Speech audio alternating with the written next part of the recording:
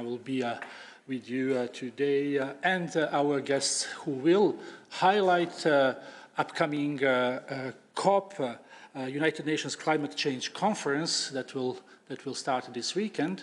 But this press conference is also to cover all the other health issues, as we have a number of WHO experts with us, and I will introduce them shortly. Before that, and speaking about COP, just to remind you that we will have tomorrow a specific briefing dedicated to the Conference of Parties, where WHO will be present, and this press conference will start tomorrow at 2 o'clock. You have received the press media advisory on that.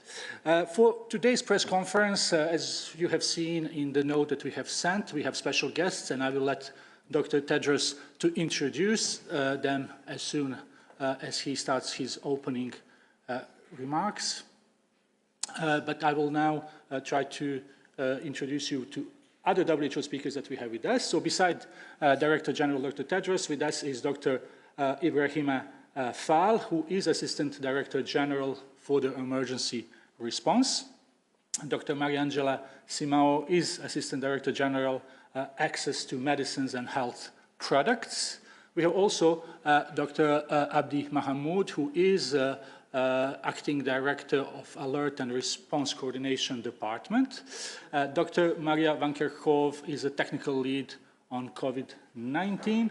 Dr. Rosamund Lewis is Technical Lead on monkeypox. And with us is also Dr. Maria Neira. She's a Director of our Department for Environment, Climate, Health, and Climate Change and Health. We also have a couple of WHO experts online.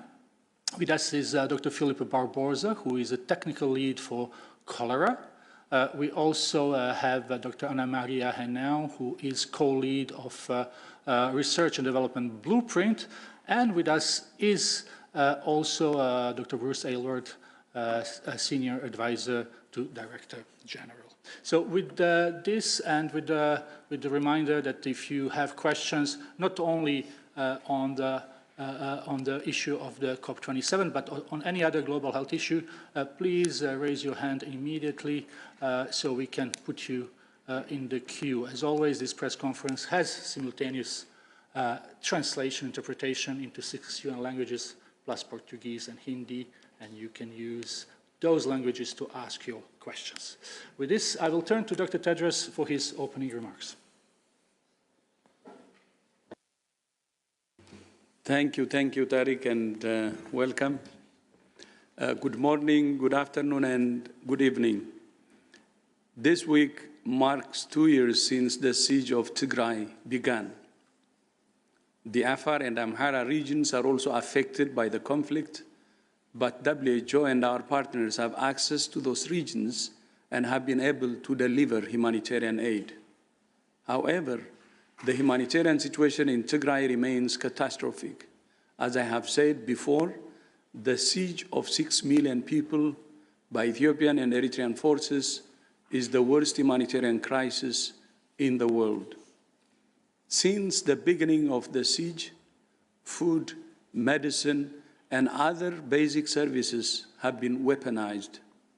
It has now been more than 2 months since the last humanitarian aid reached Tigray. But even before that, the aid reaching Tigray was a trickle, nowhere near enough to meet the needs. Large numbers of displaced people are now arriving in or moving towards the regional capital, Meghaleh.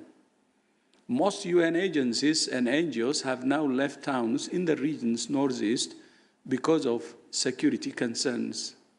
Some health partners have shut down because they cannot access the funds, fuel, and other supplies they need to serve the community. WHO continues to call for unfettered humanitarian access for the millions of people who are in dire need. And we continue to call on the international community to give the crisis in Tigray the right attention. The only solution to the situation remains peace. And we hope that the talks now taking place in South Africa will lead to a peaceful and enduring resolution. Now to the Ebola outbreak in Uganda. There have now been 130 confirmed cases of Ebola disease, 21 probable cases, 43 confirmed deaths, and 21 probable deaths. Mubende remains the most affected district. However, cases have recently increased in 2 neighboring districts, and 17 cases have been confirmed in the capital, Kampala. Although these cases are linked to known clusters, the very fact that there are cases in a densely populated city underscores the very real risk of further transmission and the very urgent need for increased readiness in districts and surrounding countries. WHO continues to work closely with the government of Uganda and partners to respond to the outbreak, and we continue to urge a strengthened global response and increased donor investment. To support the response, WHO yesterday released an additional $5.7 million from our contingency fund for emergencies, in addition to the $5 million we released previously. Finally, next week, Egypt will host the 2022 United Nations Climate Change Conference, or COP27, where countries will assess progress towards the agreed target of limiting global warming to 1.5 degrees Celsius above pre-industrial levels. Meeting that target will have massive benefits for human health. Failing to meet it comes with massive risks. Climate change is already impacting health in many ways through more frequent and extreme weather events, more disease outbreaks, and more mental health issues. In the Greater Horn of Africa, a combination of drought and floods have left 47 million people facing acute hunger, and 18 million people have been displaced. In the Sahel region, in West and Central Africa, the temperature is rising 1.5 times faster than the global average, and a combination of flooding, drought, and conflict are supercharging a food crisis. Many countries in the Sahel are currently affected by flooding, including Nigeria, where 600 people have died and 1.4 million have been displaced. In Pakistan, unprecedented floods have devastated large parts of the country. The impact will be felt for years to come. Over 33 million people have been affected and almost 1,500 health centers damaged. Around the world, climate change is fueling outbreaks of cholera and dengue and increasing the risks of new pathogens emerging with epidemic and pandemic potential. Climate change exacerbates disease and malnutrition, which have a compounding effect. Sick people are more likely to be malnourished, and malnourished people are more likely to get sick and die. The climate crisis is a health crisis. WHO is calling on governments to lead a just, equitable, and fast phase out of fossil fuel and transition to a clean energy future. It's now my pleasure to welcome my friend Martin Griffiths, the United Nations Under-Secretary General for Humanitarian Affairs and Emergency Relief Coordinator. Martin, welcome, and thank you for joining us, and you have the floor. Thanks very much indeed, Dr. Tedros. It's a great honor to be with you today on this extremely important subject of climate change and food insecurity. Thank you for having me. The world is indeed in the grip of a hunger crisis among its many other crises. War, the pandemic, and vast inequality are all partly to blame. The emergency signs flash red everywhere. And like you, Dr. Tedros, I see the consequences of all this nearly everywhere we visit. In the Horn of Africa, as I know Nemo will tell us more, an unprecedented drought has pushed 22 million people to the edge of famine. And like you, Tedros, I hope that we hear good news from South Africa for the people of Tigray very soon. I visited with the communities in Somalia and Kenya, whose very way of life is at risk. Pastoralism is threatened existentially by the continuing droughts, which kill off livestock. 3 million livestock dead in Somalia alone in the recent months.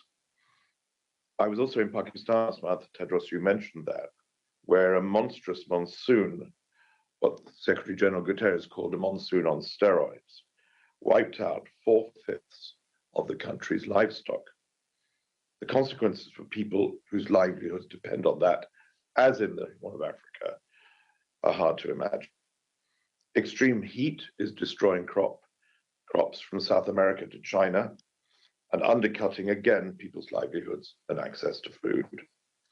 Hotter, more acidic oceans are annihilating marine life, a major source of protein for billions of people. And as crops fail and food in today's geopolitics becomes too expensive, millions of people are being driven from their homes and deeper into poverty. And we only have to note the changes in the prices of wheat over these last 3 or 4 days as a result of the turbulence in that Black Sea grain export operation. This is a world at 1.2 degrees Celsius, but we're on track to double that. And unless we act now, we're heading for a future full of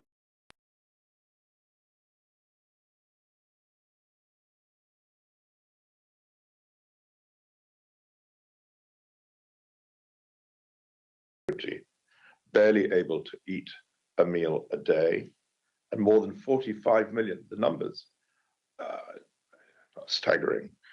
These people, 45, are on the brink of starvation.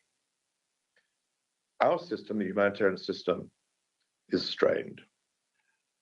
We have an annual cost at the moment of about $50 billion for global humanitarian response plans. We've received now, in November of the year, about $20 billion. And that doesn't even begin to cope with the escalating impacts of the climate emergency. That's why when world leaders in Egypt in a few days, as you've said, Tedros, they must deliver on their promises. And we remember the promise made in 2009 of the leaders of the G20 to commit 100 billion a year in climate money. And if you go to Somalia, for example, or even across most of Africa, you look in vain for any of that money having come through for the people of Somalia, the Horn of Africa, the Sahel, and elsewhere. That money is not just missing. We don't know where it is and how it is decided upon and how it's spent. And we need to come out of COP27 with clarity and accountability for that. My Secretary General, Antonio Guterres, has called for a windfall tax on the profits that oil and gas companies this year. Oxfam, I think, has estimated that, is it 11 or 18 days of the profits of the fossil fuel majors could pay for the costs of humanitarian catastrophes around the world. So we need to end fossil fuel subsidies. We need debt relief for nations in dire need. We need that money to be applied as grants, not as loans, to those countries in need now, so that we can not only bring people back to life, but bring them resilience and alternative livelihoods. The COP is going to be a major test for all of us to see if those commitments made so boldly in years gone past finally may land for the people who are staring the climate future in the face. Tedros, I want to thank you for inviting me to this important conference. Let us hope that next week in Sharm el-Sheikh we will see real progress. Thank you. Thank you. Thank you so much, Martin. It's now my pleasure to welcome Nemo Hassan, the director of the Somali NGO Consortium, where she works with communities to mitigate the impact of food insecurity. Nemo, welcome. Thank you for joining us, and you have the floor. Good evening and good afternoon. Thank you very much, Dr. Tedros, for giving me the opportunity to join you in this very important exchange. I'd like to start by telling you a story of how climate-induced shocks are actually impacting at the community level. Tears tumbled down 11-year-old Dahir. Dahir's hunger-hallowed cheeks. I just want to survive this, he said quietly, seated beside the family's makeshift tent on the dusty plain outside the city of Baidawa. His wary mother, Fatuma, told him not to cry. Your tears will not bring your brother back. Everything will be fine, she said. Fatuma's second son, 10-year-old Salad, died of starvation 2 weeks ago. Shortly after the family reached Baidawa from their village, which is 3 days' walk. His body is buried in the rocky earth a few meters from their new home. The grave already covered in litter and increasingly hard to spot as new arrivals set up camp around them. I cannot grieve for my son. There is no time. I need to find work and food to keep the others alive, Fatuma said, cradling her youngest daughter, 9-month-old Bilan, and turned to look at her 6-year-old Mariam as she gave a rasping cough. This is a snapshot of many stories like this in Somalia currently, where mothers are burying their children due to preventable hunger crisis, as their little bodies unable to fight against disease such as cholera and measles. Somalia, as a case in point, a country recovering from decades of conflict, but continues to face a cyclical climate-induced shocks, from droughts to flooding to desert locust invasion, compounded by the global pandemic, making the country and the community vulnerable to poverty and food insecurity. Today, it has been 4 failed rains. The forecast for the 5th rains looking grim, with 70.8 million people on the brink of famine in the coming weeks. Climate-induced drought has decimated their livelihoods. Of course, the war in Ukraine has exacerbated the situation, with prices of food skyrocketing, affecting the purchasing power of many, especially the poor and low-income earners, driving them to destitute. There need to be more strategic partnerships developed between the international community and civil society. Strategic partnerships mean thinking beyond funding and thinking with longer term in mind. This means investing a more meaningful inclusion in the decision-making processes, mutual design from the very onset on common approaches and programs.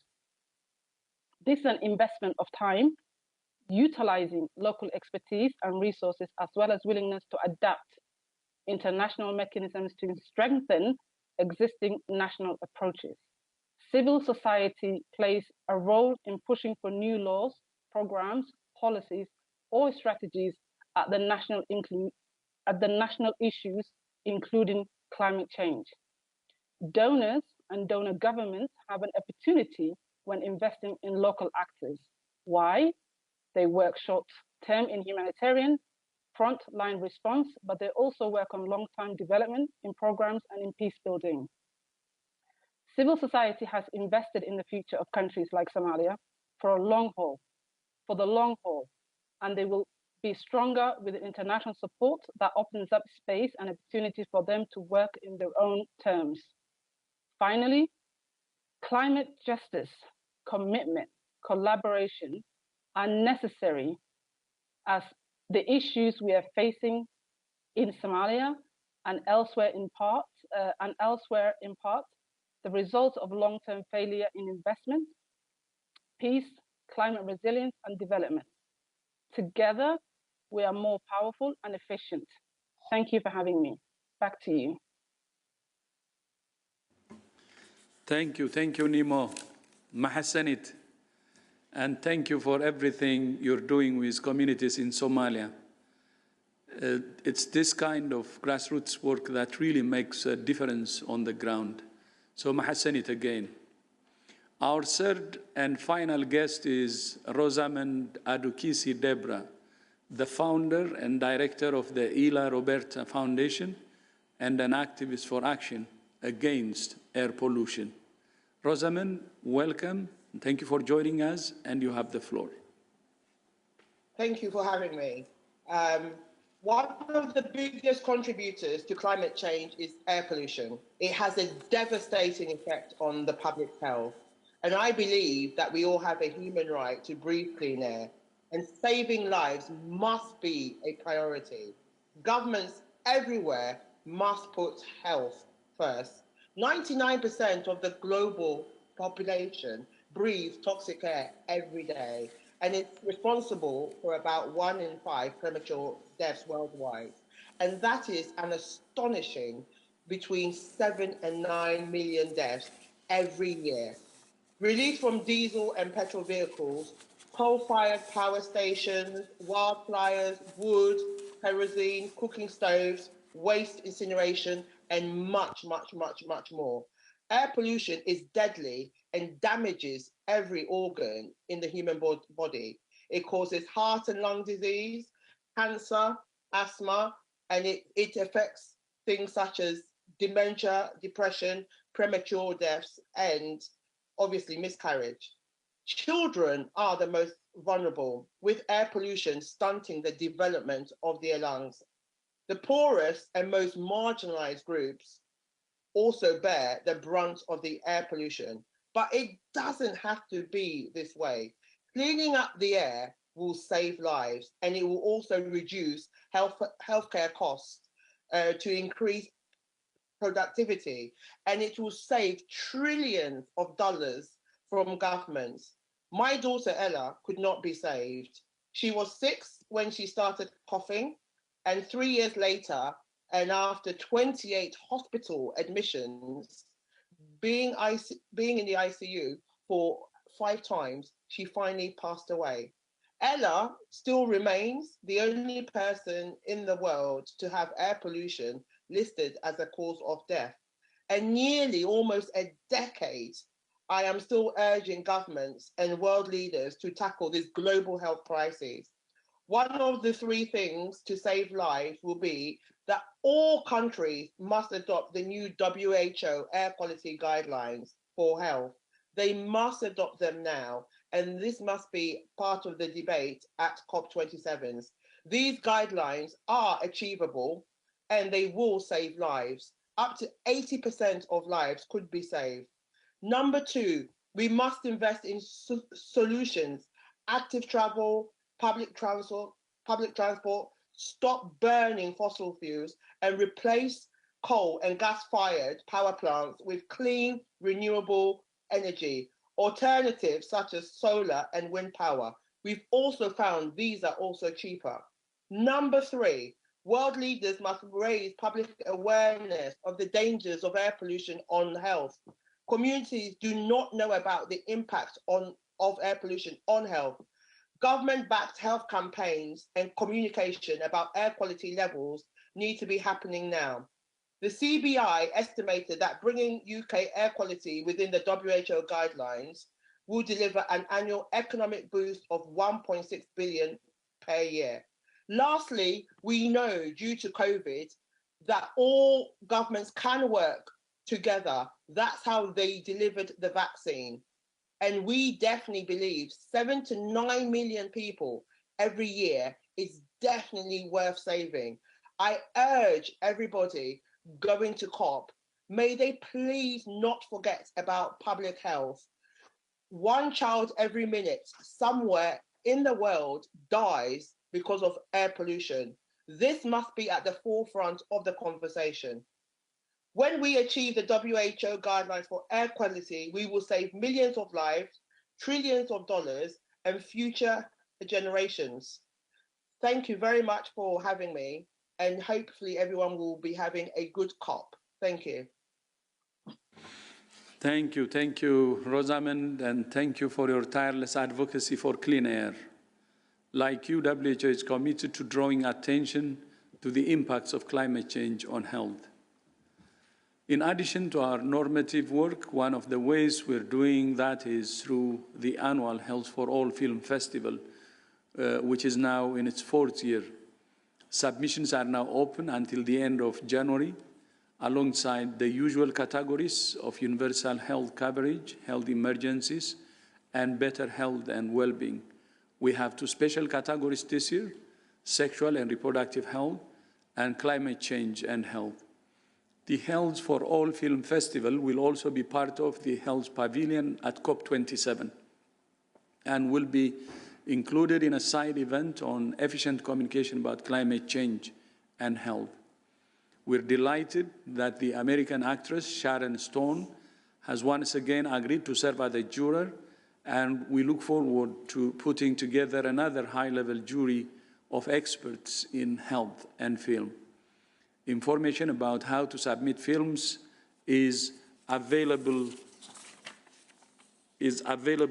on the WHO website. Tariq, back to you. Thank you, Dr. Tedros, and many thanks to our guests for sharing their thoughts and personal stories. We all hope that COP will bring a success. And to remind you on that, tomorrow we will have a special press conference dedicated to COP27 at 2 o'clock as per media advisory that you have received. I understand that you and the Secretary General, Mr. Griffiths, may not be with us for question and answer, but we thank him for his participation. With this, we will open the floor for questions, and the first one goes to Erin Prater from Fortune. Erin, please unmute yourself and go ahead. Hi, good morning. Thank you so much for taking my question. Just curious regarding the designation of Greek letters to new variants. My apologies, to new variants of concern. What would it take for the WHO to designate a new Greek letter to a variant of concern? Thank you. Thank you, Erin. Dr. Van Kerkhove? Yeah, thanks very much for the question. So we have a system in place to track, assess, and monitor variants that are in circulation and to detect new variants that will emerge, which we expect to emerge going forward. Our technical advisory group for virus evolution has a system in place to identify these as variants or characterize these as variants of interest or variants of concern. Within that, and that's a process that's in place looking at different characteristics of the virus: transmission, severity, immune escape, and the use of our countermeasures. Do diagnostics still work? Therapeutics, vaccines. The Greek lettering system was a system that we, WHO, put in place to help discuss these publicly because the numbers are quite confusing. And our ability to use that naming system we've put in place when these variants or subvariants that are now in circulation are significantly different in terms of their characteristics. And when we say significantly different, what we're trying to do is formulate a risk assessment to look specifically at different transmission characteristics. And within transmission, we're looking at the mutations within the variants themselves or the subvariants that are circulating, looking at properties of immune escape, looking at severity measures in terms of what is observed amongst people who are infected with these variants, as well as studies that are conducted in labs under experimental conditions. And so there's a number of factors that are taken into consideration with that. Right now, we're in a situation where we have more than 300 subvariants of Omicron that are in circulation. And these subvariants are quite similar to each other. It is confusing in terms of the subvariant names. We recognize that. But the names that are in use are the scientific names by the different groups who analyze these from a technical point of view. Of the subvariants that we have circulating, about 95% of the subvariants that are shared with platforms like GISAID are of BA.5. And within that, we have that subvariant of BQ.1. About 20% of those are BQ.1. And this recombinant that you've heard a lot about, this XBB, which is a recombinant of 2 BA.2 sublineages, accounts for about 1% of the sequences that are circulating worldwide. Now, there's variations in countries of the different subvariants that are in circulation, and we've been saying it's a bit of an alphabet soup at the moment. The bottom line for us as an organization is that we need to be in a situation where we can track these.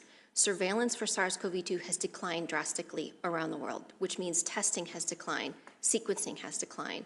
And without the ability to understand what is circulating, to share these viruses, to share the knowledge about these viruses, we're not in a situation to assess them as rapidly and robustly as we would like.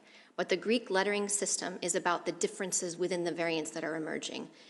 TAG-VE just issued a statement last week looking at BQ.1 and XBB. And in the characterization of transmission and of severity of immune escape, they're not substantially different from the other subvariants that are circulating. So we still classify these as Omicron. Now, when I say substantially different, we will be working with our TAG-VE on a quantifiable risk assessment going forward to be able to provide more information about how that is done, because this is becoming more and more complicated. So it's a long-winded answer because it's very complicated for us to be able to assess these. But we need to reiterate how important it is for us to track this virus because it doesn't have a predictable pattern yet. And we don't know if the next variants will be more or less severe. We just need to remain vigilant on this while we deal with all of the other crises that we are dealing with worldwide. Thank you, Dr. Van Kerkhove. We go to the next question. Carmen Baum from Politico. Carmen, please go ahead.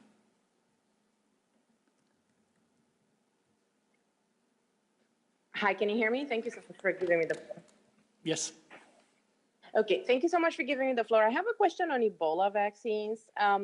So we know that the ones for the Zaire strain don't work for the Sudan strain, but I was wondering if Dr. Henao can talk a little bit about why the vaccines for the Sudan strain aren't more developed at this point. Why weren't they more tested? I mean, we've known about this strain, and we've known that Uganda has experienced outbreaks in the past.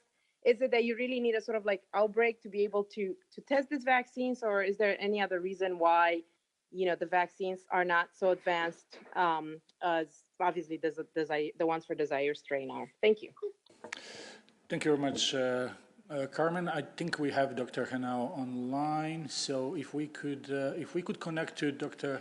Ana Maria. Ana Maria? Yes, good afternoon, Tariq. Thank you for the question. So there are three parts to this.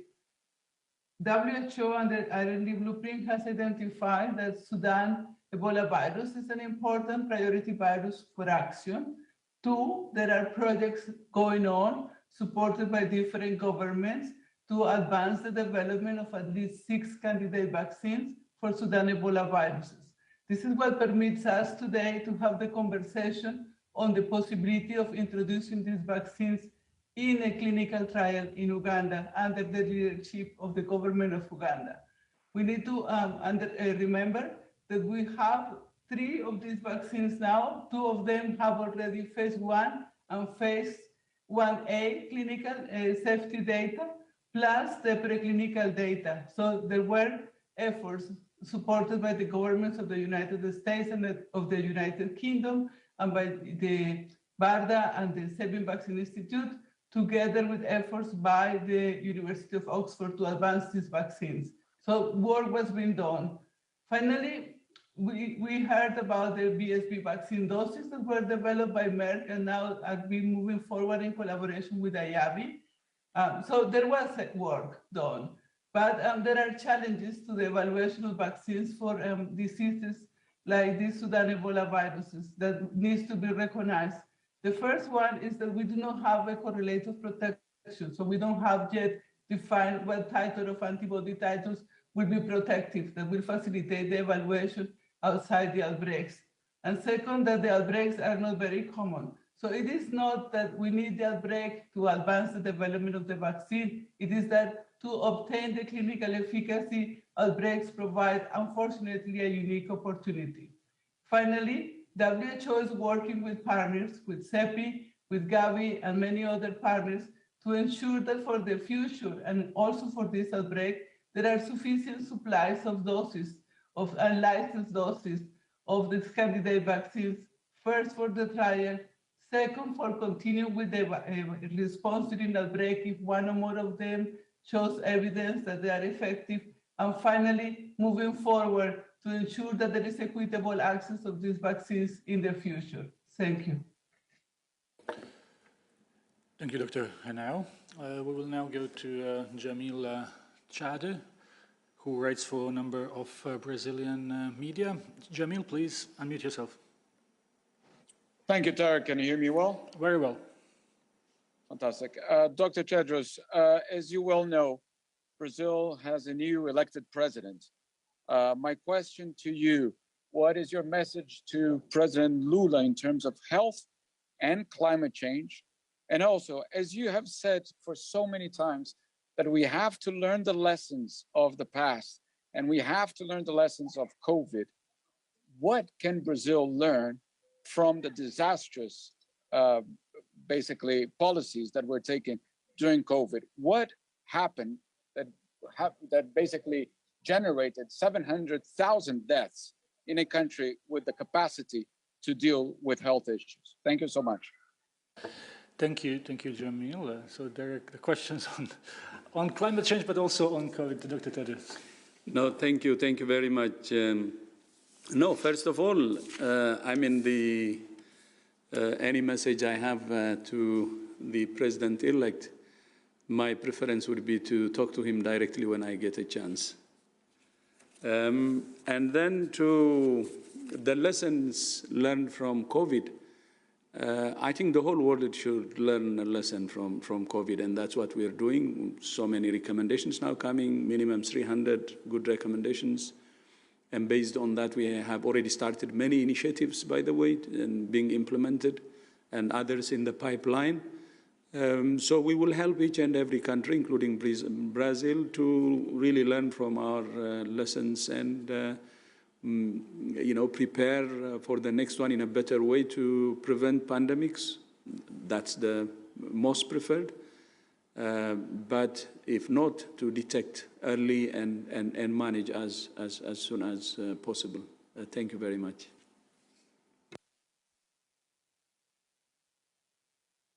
Thank you, Dr. Tedros. Let's go to Helen Branswell from STAT. Helen?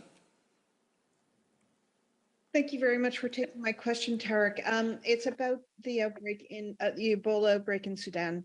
The group Global.Health has developed a line list of cases and used data from it to analyze the state of the outbreak. And they've issued a report this morning suggesting that, as they see it, the outbreak appears to be coming under control in all regions in Uganda. That is, of course, based on known cases. And so if there are unknown cases, that would change the analysis.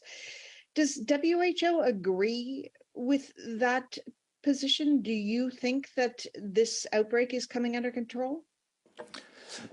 Thank you, Helen. We'll ask Dr. Abdirahman Mahamoud to try to answer this question. Thank you, Helen, for always tough questions. In terms, from our side, we've been working very closely with the government so that this outbreak can come as soon as possible to an end, and that's our wish. You have seen from the government leadership, the minister, the prime minister, and the president, that's all attempt. But we know very well Ebola, I think we have to put all the measures in place so that we can do. In terms of scenario planning, we have 3 scenarios. One is the best case scenario. We already passed that stage. The second scenario is a sustained transmission where the outbreak is limited to certain but can also spread. And the last one is worst case scenario. So the government is to attempt every measure possible so that this outbreak can be contained. Talking about the analysis done by our group, we worked very closely with the monkeypox, and we appreciate a lot of institutions coming on doing that analysis. But more specifically, it's very hard right now to make a conclusion based on the limited data available.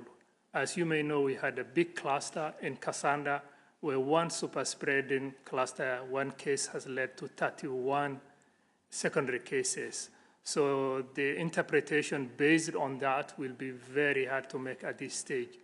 But we know very well the government is doing everything possible to contain this. But the end of it is the community and the community support on that, so that we don't see cases spend a lot of time in the community. Like this case, he spent throughout his time infecting close family, friends, and also other relatives. So I think the main hour is caution optimistic that the government has the capacity. They have responded previously, and we are seeing in less and less cases. But as DG said, Ebola in a complex urban city like Kampala is not easy, and we have to do everything possible to follow every chain of transmission and work closely with the government and partners. Thank you. Thank you. And maybe Dr. Fall would like to add something? Thank you, Tariq. Just to complement Abdi, first of all, I would like to acknowledge the leadership of the Ugandan government in scaling up the response, and based on the indicator, we can see improvement on contact tracing and clinical management. But as you know, Ebola is very unpredictable, and it's too early to talk about control. We need to make sure that where we have gaps, we fill those gaps, because at this stage, very important to see, intervention gaps, gaps in quality of intervention. We can still see that IPC is still an issue, and we need to improve IPC in health facilities, but also in the community, and this requires a lot of community engagement. And as highlighted by Abdi, if you look at some indicator like the average from onset of symptom in the community to isolation is around 5 days. We need to make sure that this is reduced. And one of the important points is to make sure that we are not missing any probable cases, and all actions that need to be taken around the probable cases are taken. This will help to control all transmission chains. So positive improvement, positive development, but we need to make sure that we continue until we know that all the transmission chains are identified and stopped. Thank you. Thank you. And we have time for one more question, and before we'll need to conclude. So let's go to Ashwin Bershing from Times India. Ashwin, please unmute yourself. Thank you for considering my question. Observer Times welcome the United Nations Climate Change Conference COP27.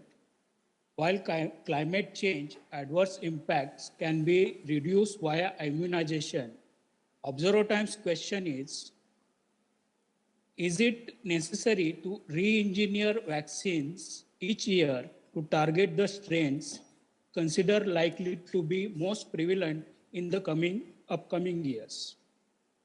Thank you. Thank you.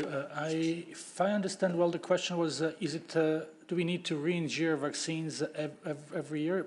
Is it on COVID-19 or on some other vaccine? I'm generalizing for all the diseases which are right now becoming as a pandemic. I'm not sure we can really go with. Yeah, Ashwin, just if we understood well, you are asking about. Yeah, can you repeat one more time the question, please? Yeah, sure. While climate change adverse impacts can be reduced via immunization, Observer Times question is,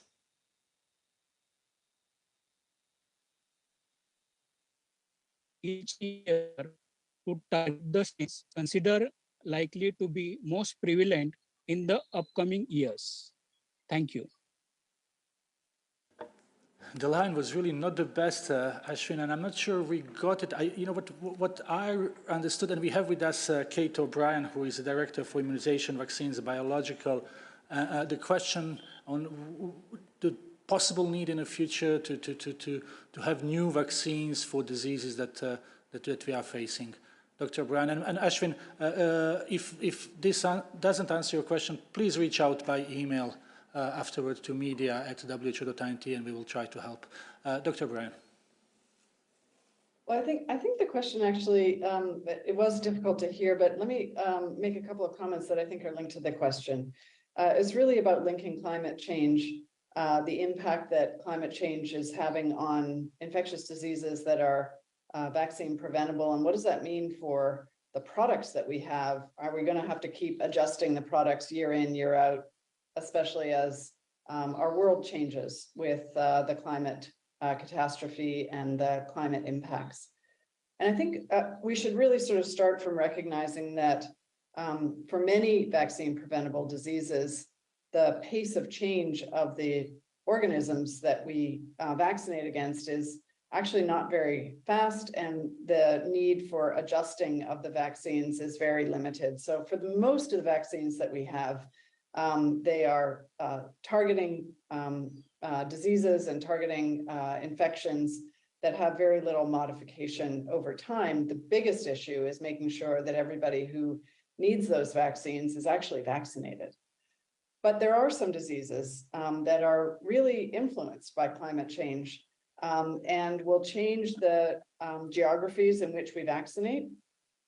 Yellow fever is one example of those, especially as we see changes in where animals are, where insects are, some of whom are transmitting infections.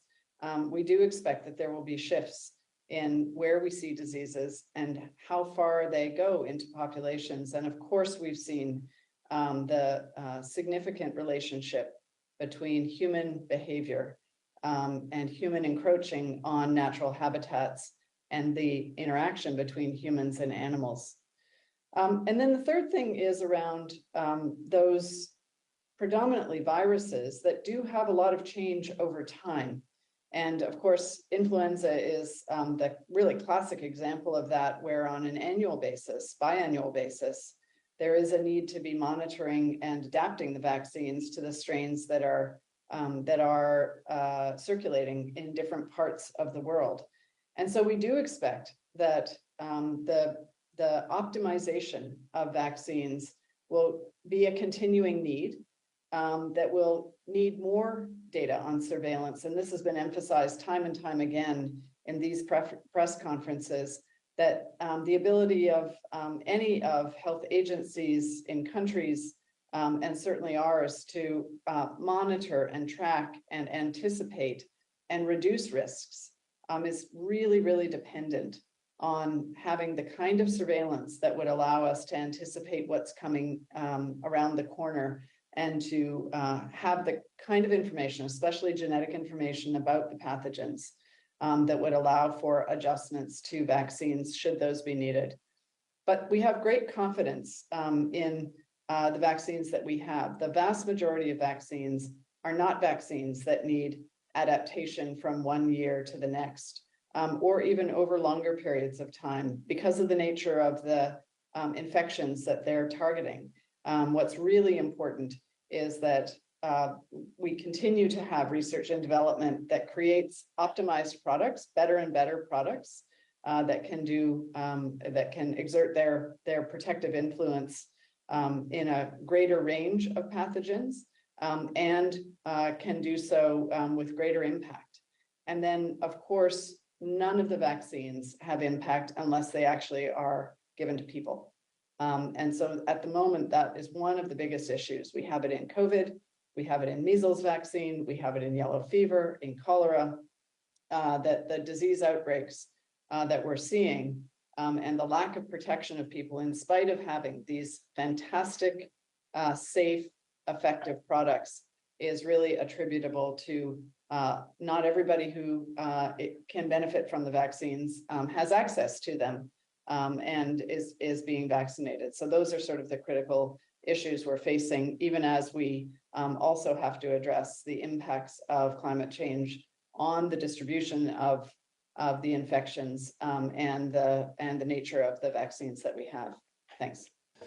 Thank you, Dr. Bryan. Maybe Dr. Hanau would like to add something from the research and development perspective. Yes, just to add that in addition to the work that we do and Kate just described for diseases for which we have vaccines, under the WHO R&D blueprint for epidemics, we are also prioritizing diseases that can cause outbreaks, epidemics, and pandemics.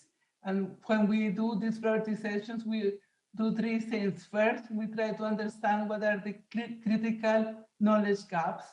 Two, we discuss how to move forward with the development of vaccines, therapeutics, diagnostics to address those gaps.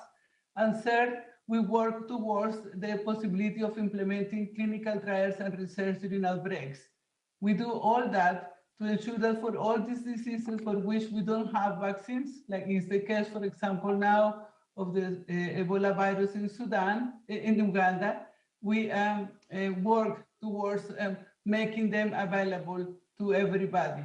So it is a continuous, as Kate mentioned, from having vaccines that we are deploying already, that are part of the vaccination program, to preparing for diseases that can cause outbreaks and for which we need to work together with all the members of the scientific community to identify which candidate vaccines could induce protection and are safe, and what is the best way to bring them to the communities at risk as soon as possible. Thank you. Thank you, Dr. Hanel. And finally, Dr. Maria Neira, Director of Environment, Climate Change and Health. Just very quickly, but to say that the best vaccine we have at the moment against climate change will be exactly stopping the causes of this global warming. It will be looking at the mitigation. What is causing climate change essentially is the combustion of fossil fuels, which are contributing to both climate change and air pollution. And as you heard before, this is responsible for more than 7 million premature deaths every year. So the best vaccination will be to look at the causes, mitigate it, stop it, implement the Paris Treaty. And this is what we will be trying to do at the COP26, when the health argument will be very strongly represented, making sure that everybody understands that if we don't tackle the causes of climate change, we will have as well, or we are having already, a global health crisis. Thank you. Thank you all. I hope this answers the question we got from Times India. And again, to remind you that more about COP27 at tomorrow's press conference at 2 o'clock. With this, I would like to call on our special guest today to have some final remarks. Maybe we start with Rosamund Kisi-Debrah. Rosamund, would you like to add something at the end of this briefing? Yes, hello again, and thank you for having me. I think I would just like to reiterate again about the impact on everyone's health from air pollution, and specifically about the 7 to 9 million people that die every year. And as we head to COP, a very, very important event, according to the World Bank, the health damages linked to PM 2.5 amount to $8.1 trillion in 2019. And that is actually 6.1% of the global GDP. But I urge everyone to clean up the air. It will save millions and millions of lives, and it will help with rebuild the economies after COVID. And we need to put the most vulnerable, who are children, at the heart of all the discussions. So thank you again for having me, and have a good COP, everybody. And remember, cleaning up the air will save lives, and it is our basic human right to be able to breathe clean air. So thank you for having me again. Thank you, Rosamund, for this important message and for sharing your personal story as well. Let's go to Nimo Hassan to hear from her some last remarks. Thank you very much also for having me. Thank you for this great and timely event that brings together the various different aspects and the impact of climate change, not only on our planet, of course, but also on the lives of poor communities who are losing their livelihoods, who are losing their health, who are losing their children. So I also urge the donor government, and I urge everybody to, I agree with you, Rosamund, put the communities at heart. If we're thinking of the communities and the poor people who are impacted with these climate shocks, on a daily basis, then I think we can come to an agreement that is more fair, that's more just, and ensuring that we are supporting these livelihoods and these people in the Horn of Africa, that endure the most impactful experience from the climate change. So I urge everyone to have the conversation, and having children who are very vulnerable, who are already dying in places in Somalia, you know, to be able to live a better life in the future. So thank you for having me again. Thank you, Nimo, and thanks again, Rosamund, for your participation. With this, I will hand over to Dr. Tedros for his final remarks. Dr. Tedros. Yeah, thank you, Tariq. So thank you to Martin, Nimo, and Rosamund for joining us today. And thank you for your leadership in your respective areas. And we're very glad to have you today, but not only that, to continue to partner with you. So thank you so much. And to our press who joined us today, thank you so much for joining us, and see you next time, next week. Thank you. Bye-bye.